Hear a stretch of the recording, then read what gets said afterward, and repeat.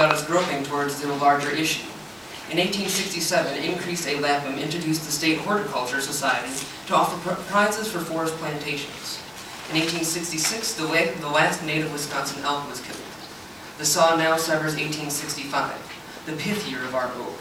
In that year, John Muir offered to buy from his brother, who then owned the home farm 30 miles east of my oak, a sanctuary for the wildflowers that had gladdened his youth. His brother declined to part with the land, but could not suppress the idea. 1865 still stands in Wisconsin history as the birth year of mercy for things natural, wild, and free. We have cut the cord.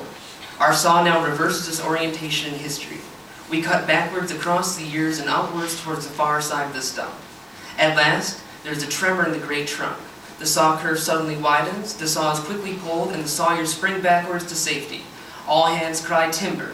My oak leans, groans, and crashes with earth-shaking thunder to lie prostrate across the immigrant road that gave it birth.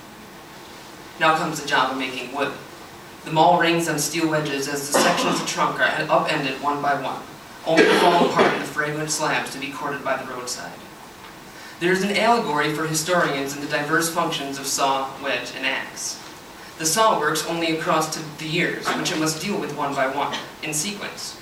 From each year, the raker teeth pull little chips of fact, which accumulate to little piles called sawdust by woodsmen and archives by historians. Both judge the character of what lies within the character of the samples thus made visible without. It is not without the transect is completed that the tree falls and the stump yields a collective view of a century. By its fall, the tree attests the unity of the hodgepodge we call history. The wedge, on the other hand, works only in radial splits. Such a split yields a collective view of all the years at once, or no view at all, depending on the skill of which the plane of the split is chosen. If in doubt, let the section season for a year until a crack develops. Many a hastily driven wedge lies rusting in the woods, embedded in unsplittable cross-grain. The axe functions only at an angle diagonal to the years, and this only for the peripheral rings of recent past. Its special function is to lock limbs, for which both saw and wedge are useless. The three tools are requisite to good oak, and to good history.